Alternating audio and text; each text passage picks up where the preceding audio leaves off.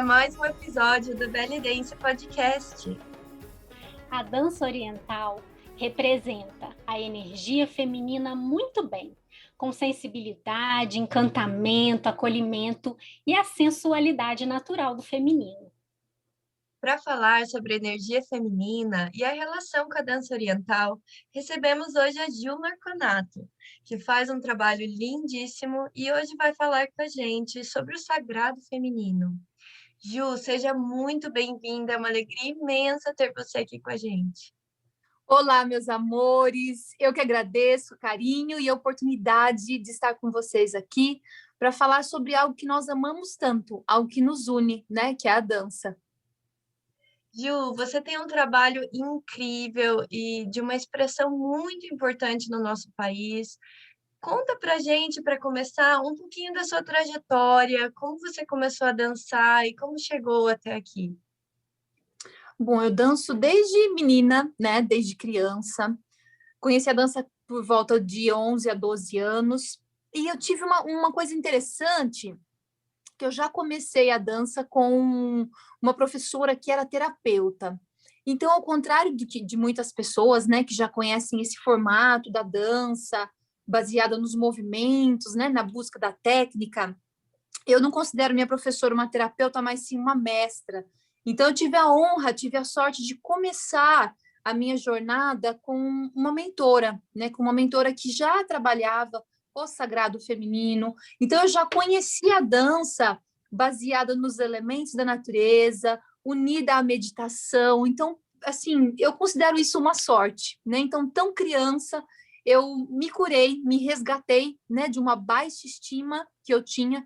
Eu era, assim, uma adolescente magra, bem alta, desengonçada, sabe? Que não tinha postura, braço comprido, eu batia em tudo. Então, assim, eu não tinha autoestima, né?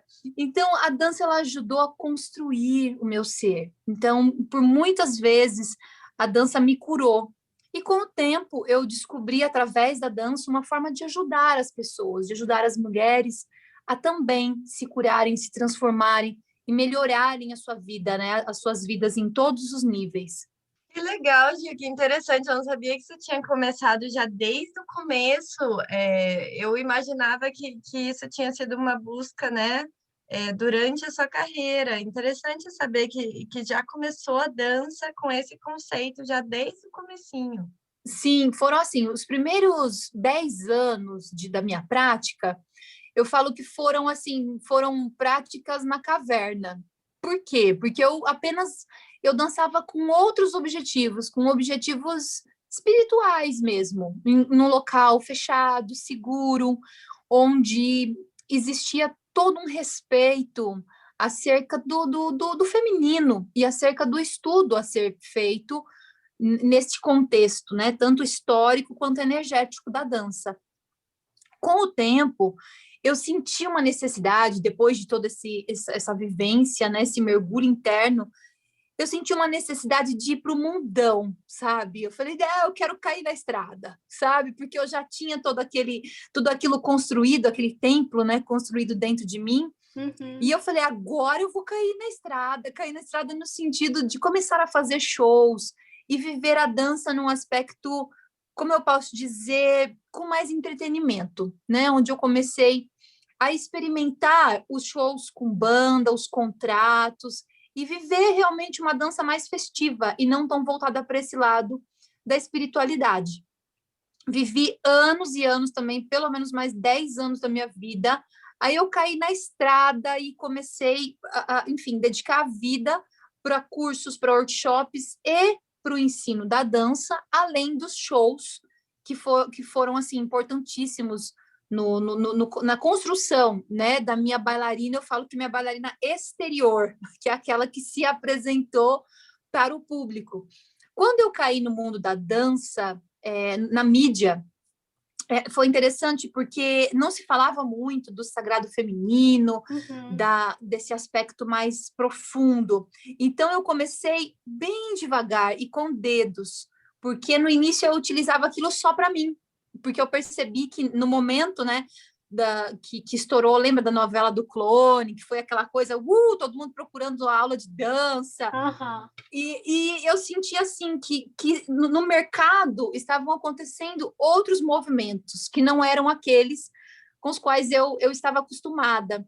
Então, eu procurei conhecer e, aos poucos, assim, com dedos, pisando em ovos, comecei a encaixar isso dentro da minha aula, dentro dos meus cursos, mas sempre equilibrando, sempre dosando essa questão do interno com a parte técnica em si. Então, assim, eu sou muito grata por ter vivido dois extremos, né, tão significativos, para agora poder encontrar esse equilíbrio, né? Porque eu não posso ir para fora demais e nem para dentro demais. Então, esse foi o meu caminho na dança de extremos da régua, né? Para poder encontrar o meu meio, meu caminho do meio.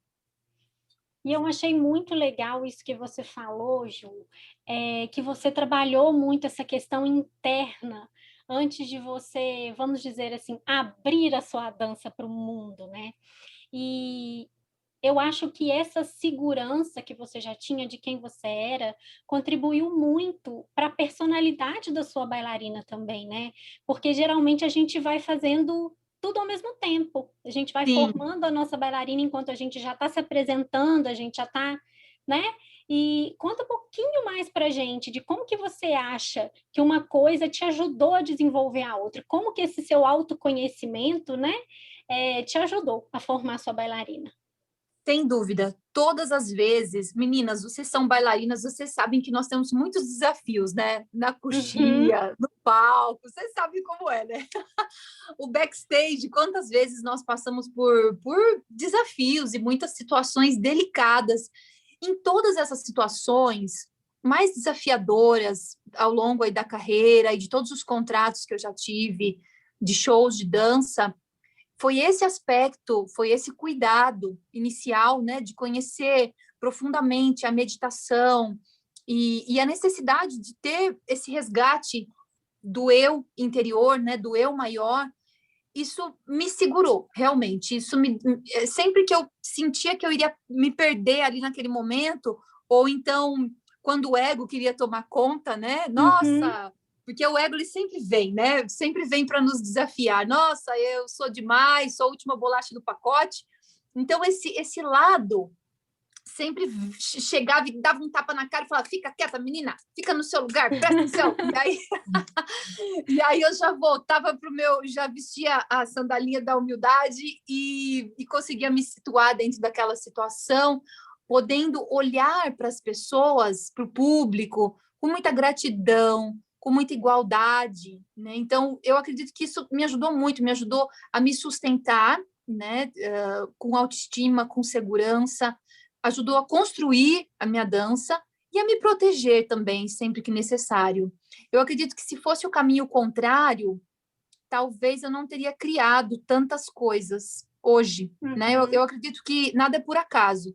Se eu tivesse conhecido o mundo do entretenimento e o mundo artístico primeiro, o holofote, né? Se eu tivesse ido para o holofote primeiro, para depois voltar da pele para dentro, talvez eu não teria tido tanta confiança para aplicar os conceitos que hoje eu posso aplicar, né, nas aulas e nos shows também. Entendi. Nossa, eu achei isso, assim, muito bacana. Fica aí mais uma coisa para a gente refletir, né? Como que é importante esse lado nosso interior estar pronto, né? E, Ju, você pode explicar para a gente um pouquinho do que você entende pelo sagrado feminino e como isso está relacionado com a nossa dança? Sim, sim, nossa, é um prazer falar sobre isso. Se nós abrirmos os nossos olhos, os nossos corações, nós perceberemos que tudo é sagrado. Então, quando eu falo sagrado feminino, sagrado masculino, sagrado ser humano, né? Nós somos sagrados. Se você observar, se cair a ficha, você percebe que o seu corpo é sagrado, seu corpo é perfeito, seu corpo é uma obra divina. E quando nós falamos especialmente do sagrado feminino, não é algo que está apenas nas mulheres. É claro que está latente em todas as mulheres, mas todos nós temos energias masculinas e femininas dentro de nós. Então, o feminino, ele representa a energia yin, né? De acordo com o taoísmo, representa a energia yin, que é interna, receptiva, profunda, oculta, escura. E nós temos a energia yang, que é a energia do sol, que é a energia que se mostra, que é a energia da ação, de onde você se apresenta, né? Onde você se coloca para o mundo. E essas duas energias precisam de muito equilíbrio. Ao trabalhar a energia do sagrado feminino, nós movimentamos profundamente as memórias do nosso útero. Então, se você imaginar, se você colocar as mãos no seu ventre e perceber, olha que fonte criadora que é o seu ventre. Então, às vezes, nós dançamos, fazemos os movimentos, mas não temos a consciência do poder que reside nessa região. Então, quando você fala o útero, né, o ventre, o lugar onde uma vida é criada, isso é sagrado, né? Independente de como a pessoa desenvolveu a vida dela ou não, se ela teve filhos ou não na vida dela, se ela tem útero ou não, nós carregamos essa energia, principalmente nós mulheres. O ventre é como um caldeirão alquímico que pode criar, transformar, transmutar muitas das nossas energias. Então, trabalhar o sagrado feminino é algo que vai além. E que eu não vou dizer para você que é fácil. Não é algo simples, porque nós vivemos em uma sociedade com uma estrutura basicamente patriarcal, baseada em sistemas solares, onde aquilo que nós mostramos, aparentamos, fazemos e produzimos é o que importa, né? É o que conta, são os nossos títulos. E trabalhar o feminino vai na contramão disso, né? As conquistas dentro do sagrado feminino, elas são silenciosas, né? A conquista da sua paz. Você não pode medir a conquista da sua paz, né? O quanto você ama de verdade, o quanto você se conecta com o divino. Você não tem um medidor, né? Para suas conquistas materiais, você pode, ok, eu comprei isso, né? Comprei uma casa, um terreno, terminei a faculdade, mas em uma conquista em uma conquista que representa esse aspecto feminino, o quanto você está conectada com o divino é algo mais subjetivo e não palpável, né? É abstrato. Então, nem sempre é fácil para todos acessarem, mergulharem com profundidade na questão do sagrado feminino. Nós mesmos, meninas, nós da dança do ventre, nós praticamos uma arte tão feminina, muitas vezes com uma mente e uma estrutura completamente masculinizada, baseada na competição, baseada na comparação. Então, nós precisamos curar os nossos corações, os nossos ventres, curar realmente a nossa relação com o nosso corpo e como nós lidamos umas com as outras, né, em irmandade. Isso é poder trazer um pouco dessa essência do feminino, que está na beleza do ser, acima do fazer, né, acima do aparentar, acima do ter. Nós temos dentro do sagrado feminino essa expressão do ser divino.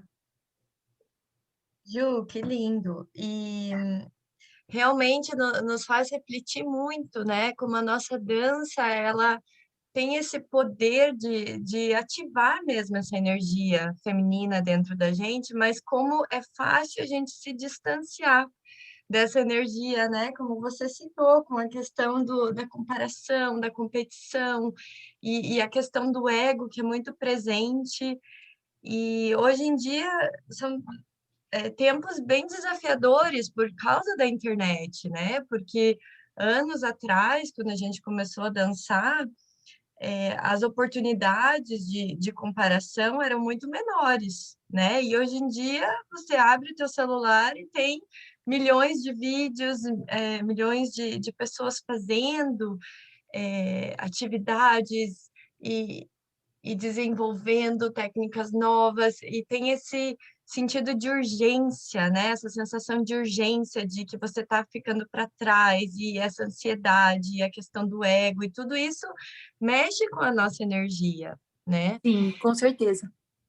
E você tem alguma dica, assim, em questão de você citou a questão do ego, né? Como manter os pés no chão? Como a gente pode ter esse sentimento de gratidão, de igualdade e manter isso dentro da gente nos tempos modernos? Como que a gente pode fazer isso?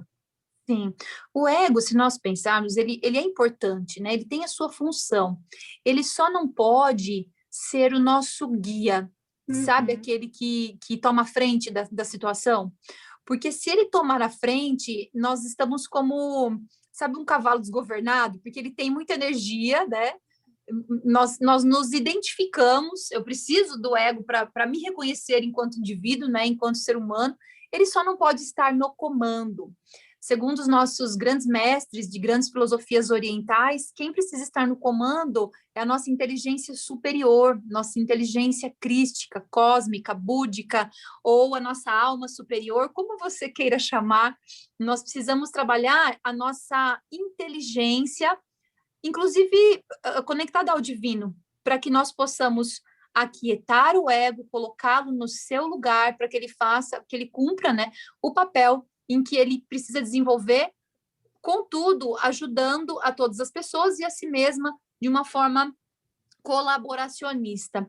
Quando nós falamos do ego na dança, é algo muito interessante, porque nós temos vários centros de energia, que eu chamo de chakras, né, que são vórtices de energia estudados há milhões de anos por todos os orientais. E os chakras, eles são centros que estão relacionados às nossas glândulas endócrinas. Então, quando você tem um sentimento, você influencia no seu chakra, e o chakra corresponde a uma glândula endócrina, ou seja, as emoções interferem no corpo físico, né? Inclusive na saúde do corpo físico. E a dança do ventre, ela ajuda, ela hiperestimula os 3 chakras inferiores, que são o básico, o umbilical e o plexo solar. O chakra básico, ele está ligado ao senso de sobrevivência e a nossa conexão com a terra. Então, ótimo, né? Super legal, a dança nos aterra, nos deixa, assim, maravilhosamente conectadas. O segundo chakra é um chakra que lida com os nossos relacionamentos, com os ovários, com a nossa sexualidade. E o terceiro chakra é ligado ao poder pessoal, que conectado à digestão, ao pâncreas e também ao nosso senso de poder, de autoestima, de saber se proteger, de saber se posicionar, se colocar. É claro que esses 3 centros, né, que carregam as cores vermelha, laranja e amarela, são extremamente importantes. Contudo, se nós não trabalharmos os centros superiores energeticamente na dança do ventre, nós seremos apenas uma demarcação de território, energia sexual circulando e poder pessoal. Ok, isso é importante, contudo, nós precisamos harmonizar isso com a energia do coração, que é o chakra cardíaco, relacionado à glândula do timo, e os 3 centros superiores, que são centros mais relacionados à nossa inteligência, a outros comandos do nosso corpo. E nós só conseguimos acionar os centros superiores através de outras práticas, como meditação, como cada pessoa tem uma forma de se conectar, né, com aquilo que ela considera divino. Para muitos, a natureza é divina. Então, qual é a interpretação que essa pessoa faz daquilo que ela faz? Então, quando você sente uma música, como ela toca em seu coração? Se você simplesmente hiperestimular os 3 chakras inferiores, você acaba, eu falo que é o efeito pera, sabe? Energeticamente, nós ficamos expandidas embaixo e recolhidas em cima. Uhum. E qual é a proposta? A proposta para poder dominar, né, essa energia do ego é equilibrar isso. Para equilibrar isso, nós precisamos trabalhar, primeiramente, a energia do coração. Porque só o coração consegue alinhar o plexo solar, só o coração, que está conectado à glândula do timo, só o coração consegue nos proteger fisicamente, energeticamente falando. O coração, ele tem um centro, ele é um equilíbrio entre todos os chakras superiores e os inferiores. Então, é importante, sim, trabalhar a força do coração, que está ligada a 3 questões: o perdão, a gratidão e a capacidade que a pessoa tem de sentir amor. Porque se você não treina a sua capacidade de amar, a sua dança se torna exibicionista, com todo respeito, tá? com todo respeito às pessoas que estão, né, nesse caminho, mas se torna um momento de exibicionismo, né? O tempo todo, eu sou incrível, eu sou incrível, eu sou incrível, babem bem, né? Então, assim, com todo respeito, né? A dança é maravilhosa e é muito legal mesmo ter autoestima, se amar. Contudo, isso não nos dá o direito de nos sentirmos acima ou abaixo de ninguém, né? Porque nós temos as nossas diferenças. Eu posso conhecer um pouco de uma área de dança, por exemplo, e outra pessoa conhece de advocacia, e nem por isso nós somos mais nem menos, né? Nós, perante essa energia maravilhosa do universo, nós somos em igualdade. Então, trabalhar o coração nos alinha no sentido de não deixar com que o ego tome conta, né? Humildade, só através do coração nós conseguimos adquirir essa humildade. E para um artista é fácil se perder, porque ele tem o palco, né? Porque ele tem as luzes, nossa, que coisa maravilhosa. Isso é lindo quando bem aproveitado, quando bem direcionado. Quando não, a pessoa começa a entrar num ciclo vicioso de comparações, de preocupações, de julgamentos, de cobranças, e ela se torna um torturador dentro da própria cabeça, dentro do próprio corpo. E a dança, dessa forma, perde a função primeira, que é a transformação do ser humano, que é a criatividade, a beleza, a arte em si, perde sua função quando a pessoa está conectada apenas ao seu ego. Sim. E eu achei muito lindas, né, essas 3 palavras que você disse aí, né, perdão, gratidão e amor. Realmente a gente fala muito de dança, mas isso vale muito para a nossa vida também, né? Como que essas 3 palavras ajudam a gente a se manter equilibrada diante de como a gente reage às coisas que as pessoas fazem com a gente, a forma que a gente encara a vida, né? Trabalhar essa questão realmente é muito, muito importante, né, Ju? Sabe o que eu costumo falar? Que é como se nós fôssemos pássaros, né? E a nossa dança, ela tem 2 aspectos. O aspecto da técnica, que é muito importante e que depende da nossa disciplina, da ralação, né? Aquele suor pingando, assim, de tanto você treinar e persistir, praticar. Isso é importante, sim. E uma outra asa é a asa do autoconhecimento, é a asa da emoção, né? Quem você é e quais são os seus sentimentos para que você possa fazer deles um movimento. Porque se uma pessoa não se conhece e não sabe aquilo que ela pensa, aquilo que ela sente, logo ela não sabe o que ela quer expressar. Então ela simplesmente reproduz um passo sem sentir previamente o que está fazendo. Então, um pássaro só pode voar com 2 asas, né? Então, quando você desenvolve a técnica e este nível de autoconhecimento, onde você observa o que você sente com sinceridade. Então, a sua dança pode se tornar algo autêntico, genuíno e poderoso. Porque, gente, não existe poder maior do que você se aceitar, se assumir e ser exatamente quem você é. O que tira o nosso poder é tentar se igualar a outra pessoa, enxergar a grama do vizinho sempre melhor do que a nossa. E quando você se assume, fala, não, eu sou assim. É isso aí, essa é a minha vida, com minha luz e sombra, com os meus erros e acertos. E quando você, se aceita e você chega para dançar e o seu sentimento é genuíno, a coisa acontece. Porque é verdadeira. Tudo que é verdadeiro, não importa se é um sentimento, que tipo de sentimento você queira transmitir. Quando ele é verdadeiro, a dança, ela transforma o ambiente. Observa, você pode assistir várias apresentações, 20 em uma noite. Se uma delas for genuína, for verdadeira, você vai ficar conectada com aquela pessoa. O tempo vai parar. Você não quer nem conversar com ninguém, porque aquele momento, eu considero um momento sagrado. Por quê? Porque aquela pessoa que está dançando está sendo verdadeira consigo, está sendo verdadeira com o que ela está sentindo. E isso traz um deleite, né? Ela traz uma outra percepção, né, do próprio movimento. E não apenas fazer bonito, fazer bem feito, estar impecável, mas sim esse jogo de autoconhecimento para que nós possamos ser autênticas, né?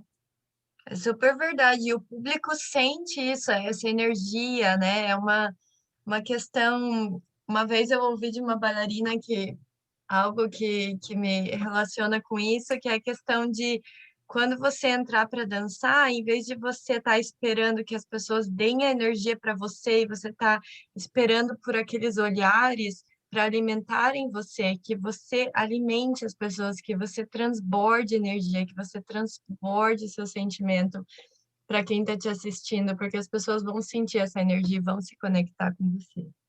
Com certeza. Lindo, muito especial. Ju, agora conta pra gente, como que você faz para despertar esses conceitos durante as suas aulas? Como que você faz com as alunas para promover, né, essa questão do sagrado feminino durante as aulas? Então, é bem interessante, porque eu sou virginiana, né? Eu gosto de observar, né? Antes de Uhum. aplicar qualquer coisa, qualquer técnica, eu observo, gosto de ver os resultados, não fazer nada assim, né? No escuro.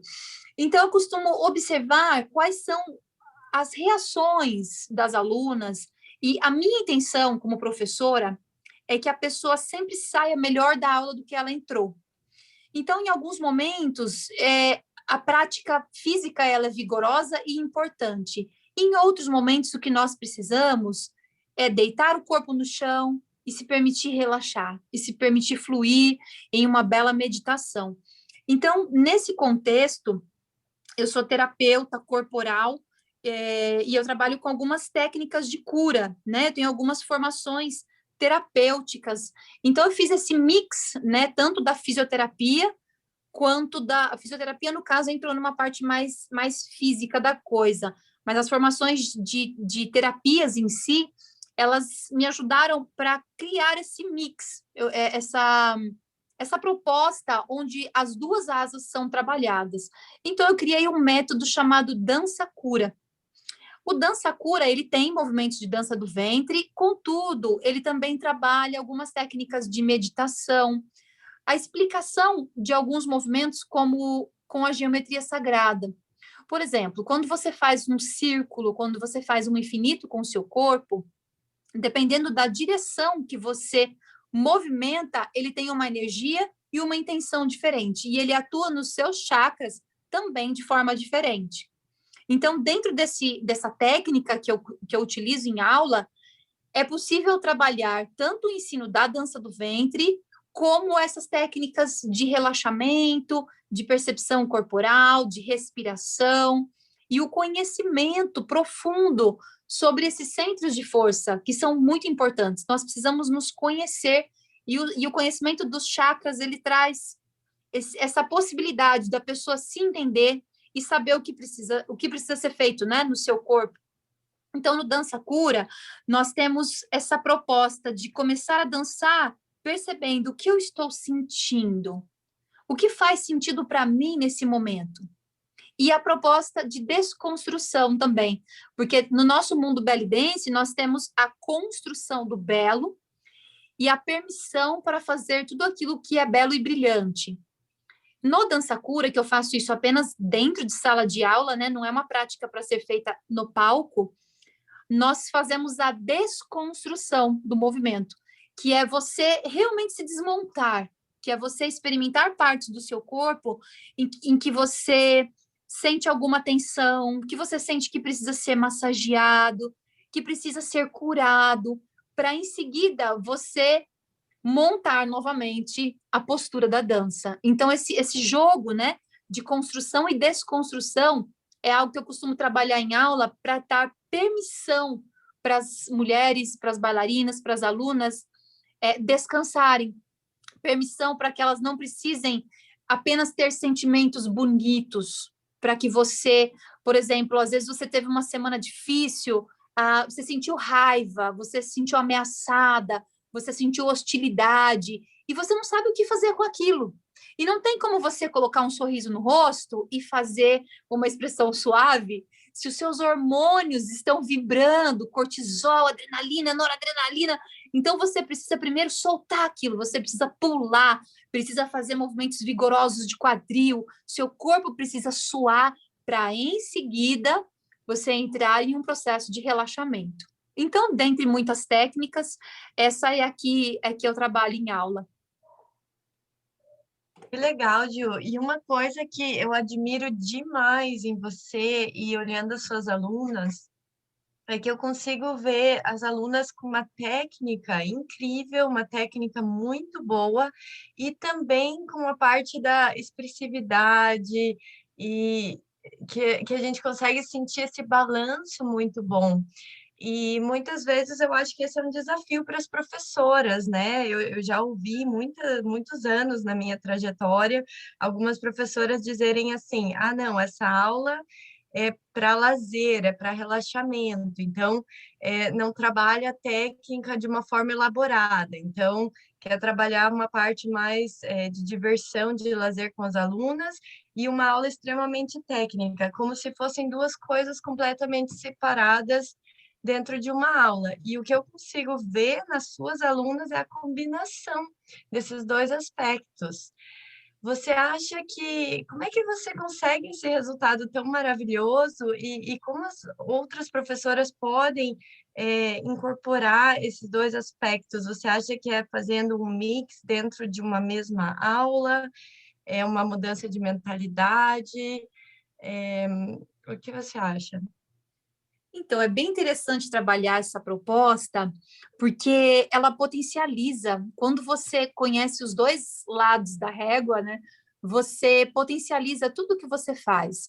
Então, eu costumo trabalhar com as alunas a consciência de que por que você precisa de técnica? Além de deixar o seu corpo físico saudável, bem torneado, né, que a dança deixa o corpo todo feminino, gracioso. Além de tudo isso, a técnica existe para que quando você queira expressar algo da sua alma genuína, que o seu corpo responda. Então, por exemplo, eu como terapeuta, se eu sentar e trabalhar 90% da minha aula com algo subjetivo, com meditações, quando uma aluna precisar definir algo no seu corpo, o corpo não tem a velocidade, o tônus o suficiente para cantar determinado som, determinado instrumento.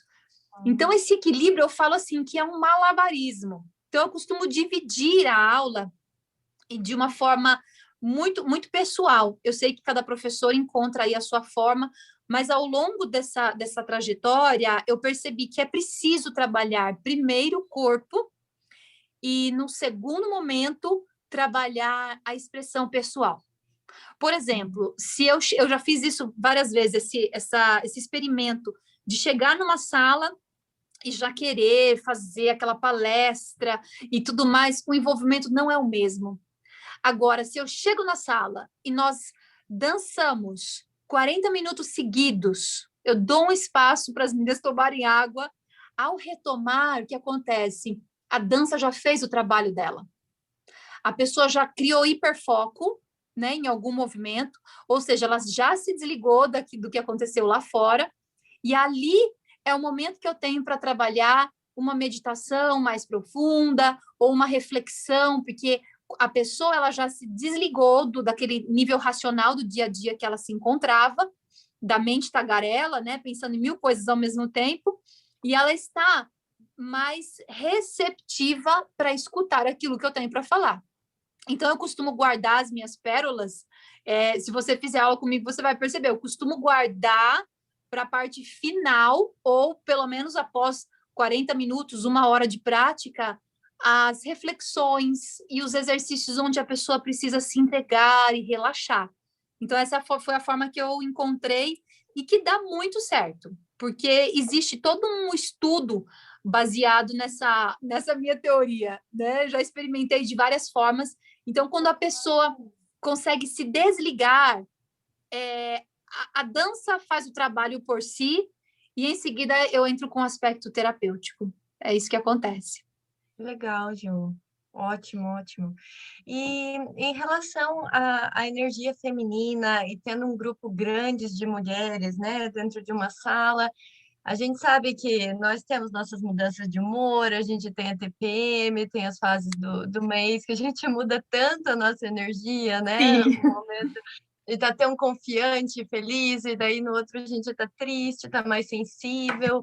Sim. Como balancear essas energias em grupos grandes, né? E criar ambientes agradáveis balanceando todos esses aspectos. Nossa, é um desafio, porque nós É. temos os nossos, né? Nós temos os nossos ciclos internos, né? Cada uma de nós, para as mulheres que ainda menstruam, tem um ciclo pessoal, né? É claro que eu tenho a influência da Lua sobre as emoções femininas, que é algo importantíssimo, né? A Lua influencia as nossas águas e as nossas águas estão conectadas ao nosso útero.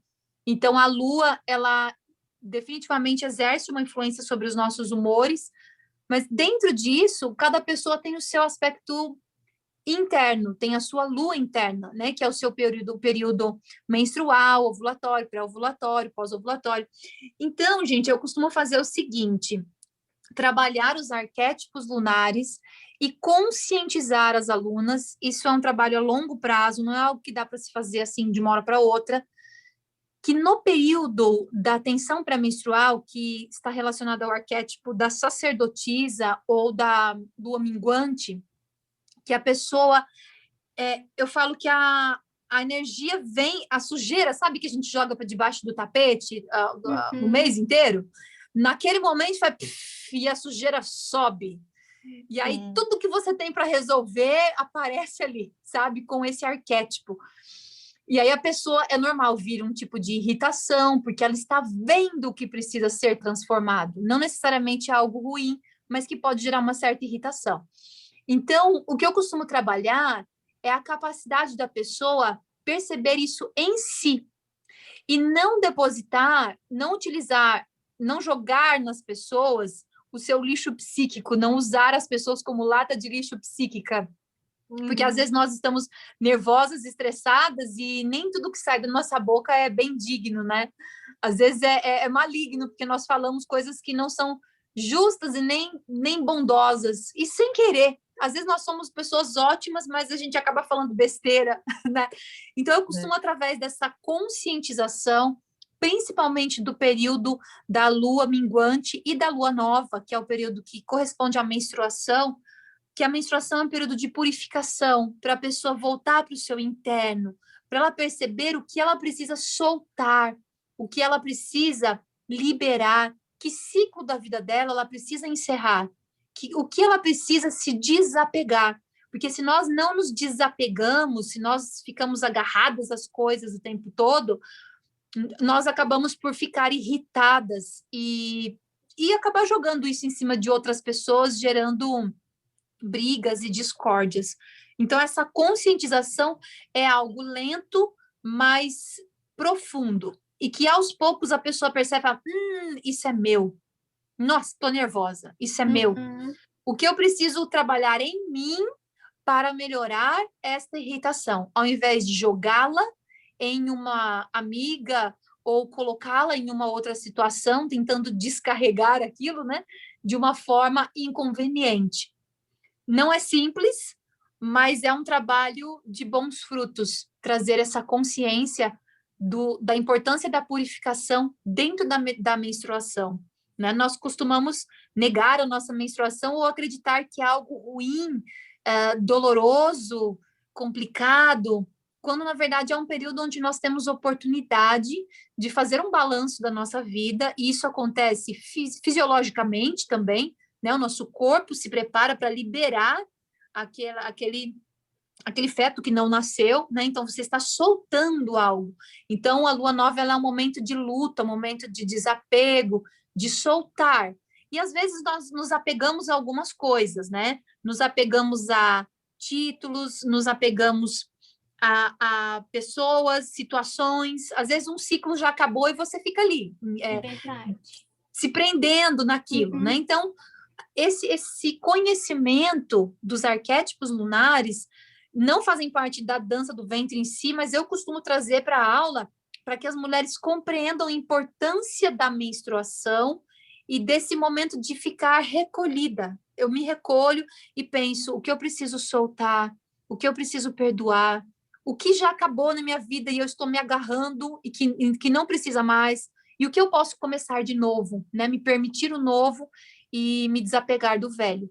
Então, essa é uma forma muito bonita e eficaz de modelar, né? De equilibrar tantos humores diferentes dentro da sala.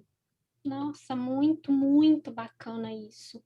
E aí, Ju, eu fiquei pensando aqui, como que a gente faz? Você tem alguma dica para a gente manter a nossa energia feminina aflorada nesses tempos difíceis que a gente está passando agora? Porque isso mexeu muito com a gente por dentro também, né? Surgiram aí até algum. Eu mesma fui uma pessoa que descobri aí pequenas coisinhas, alterações de saúde nesse período, Sim. justamente por causa dessa mudança toda no mundo. Então, tem alguma coisa desses estudos que você acha que poderiam contribuir para o nosso bem-estar nesse período? Com certeza. Eu acredito que nada é em vão, né? Nada é por acaso. Por mais desafiadora que uma situação pareça, ela traz um aprendizado, ela traz algo profundo para ser trabalhado em nós, para ser transformado em nós. E o mundo da dança, nesse momento, é convidado. Eu costumo falar que é dançar da pele para dentro. Nós fomos convidadas a olharmos e trazermos uma dança mais interna, porque nós estávamos extremamente voltados para o externo, né? Então, uma forma de manter o nosso feminino é trazer a dança para o nosso dia a dia, não apenas para uma apresentação, não apenas quando tem alguém filmando, não apenas para postar, mas começar a dançar como um pequeno ritual. Você não escova os dentes todos os dias? Então, eu vou dançar um pouquinho, sabe? Fazer os movimentos de dança, se massageando, se acarinhando, como uma forma de amor próprio. Então, eu costumo falar que tem a dança da pele para dentro e da pele para fora. E que nesse meio termo, nós temos a nossa pele, que é a camada fina que nos divide, que divide quem nós somos por dentro e quem nós mostramos ser por fora. Então, quando nós dançamos com uma forma despretensiosa e da pele para dentro, nós nos conhecemos e nós conseguimos resultados maravilhosos no sentido de melhorar a postura, de aprimorar quem nós somos. E se um dia nós tivermos que pisar no palco, estaremos melhor. Mas a dança, ela passa a ser incorporada no nosso dia a dia, na nossa rotina, não apenas para quem dá aula, não apenas para quem faz aula, mas no dia a dia. Por exemplo, antes de tomar banho, a pessoa pode fazer 5 minutos de shime, porque ela vai ativar o chakra básico dela. Ela pode escolher, por exemplo, no outro dia, 5 minutos de camelo. Depois que ela faz esse camelo, ela massageou os órgãos internos. Então, ela trabalhou, né, o plexo solar, toda essa questão da digestão, ela massageou o seu útero. Num terceiro dia, ela pode fazer um infinito, ativando a cinturinha, ativando as costelas, né, movimentando essa região tão importante do corpo. Então, se você pegar mais de 5 minutos do mesmo movimento, você já está trabalhando terapeuticamente. Agora, se você faz tudo correndo, que é como se encontra a nossa mente hoje, né? Muito louca. É assim, a pessoa nem termina um passo, ela já faz outro, ela faz meio 8 quebrado, com o time vai e põe o pé na cabeça e tá. Então, aquela loucura, aquela ansiedade. É claro, é bonito, o mundo da dança se encontra assim, né? É algo que está no mundo do entretenimento, nós fazemos várias coisas ao mesmo tempo, mas falando como terapeuta, para você trabalhar na energia do seu corpo, você precisa repetir o mesmo passo mais de 2 minutos. Isso pode parecer cansativo no começo, mas fazer para si é um ato de amor, né? É um ato de autoconhecimento muito belo. Eu não vou fazer, claro, se eu tiver uma apresentação, não vou fazer 2 minutos no mesmo passo, mas eu posso completar um 8, né? Posso completar um 8 com calma, fazendo um básico egípcio, respirando, observando as transições de movimento, ficando consciente. Então, a proposta é trazer para a dança, trazer para o dia a dia a nossa dança, que trabalha autoconhecimento, amor próprio, melhora a postura e consciência corporal, melhora o condicionamento cardiorrespiratório e a respiração, aprimora a coordenação motora, melhora a flexibilidade, né, na mente do corpo, vai aliviar as tensões, vai trazer um bem-estar, vai massagear os órgãos internos, aprimorar a percepção auditiva com a capacidade de ouvir mais do que falar, vai estimular a expressão corporal, vai tonificar a musculatura e, é claro, conectar a pessoa com o seu interior, né? Então, a minha sugestão nesse período de pandemia é trabalhar a dança da pele para dentro, não desistir da dança, não pensar que a dança acabou porque o palco não está liberado. Então, respirar fundo e falar, a dança está comigo onde eu estiver. Enquanto eu tiver corpo, enquanto eu tiver braço, enquanto eu tiver perna, né? Até mesmo a cadeira de rodas, onde for, enquanto eu estiver viva, eu posso dançar. E é claro que as situações, elas vêm e vão, mas a dança está comigo. Isso nos fortalece, isso nos transforma. Essa é a minha dica. Ai, que coisa mais linda. É verdade mesmo, né? Falei muito, né, gente? Não, gente, incrível. Ju, obrigada por compartilhar tanto conhecimento, tanta informação tão rica com a gente, realmente muitas reflexões. E, né, para a gente finalizar, eu acho que muitas pessoas que estão ouvindo a gente, muitos dos nossos ouvintes, não conheciam alguns dos conceitos, né? E se a pessoa quiser estudar mais sobre o assunto, incorporar mais esses aspectos na vida e na dança, você dá algum curso, você recomenda algum material que as pessoas possam estudar mais sobre isso?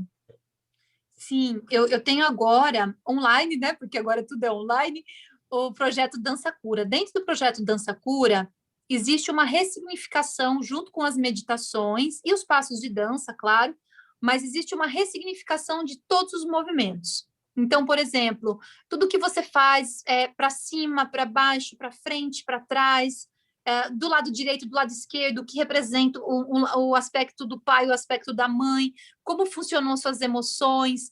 Então, dentro do projeto Dança Cura, a pessoa pode conhecer esse projeto que é o resultado da minha experiência, né? Da minha experiência de vida e da dança unida ao sagrado feminino e às terapias complementares. Ju, obrigada de coração. Imagina, meu amor. Foi um prazer enorme receber você. Eu que agradeço de todo o coração. Que honra. Muito, muito obrigada, Ju. Lindas. Beijo para vocês. Um beijo no coração. Nossos ouvintes. E até o nosso próximo episódio. Gratidão, lindonas. Muita luz e amor.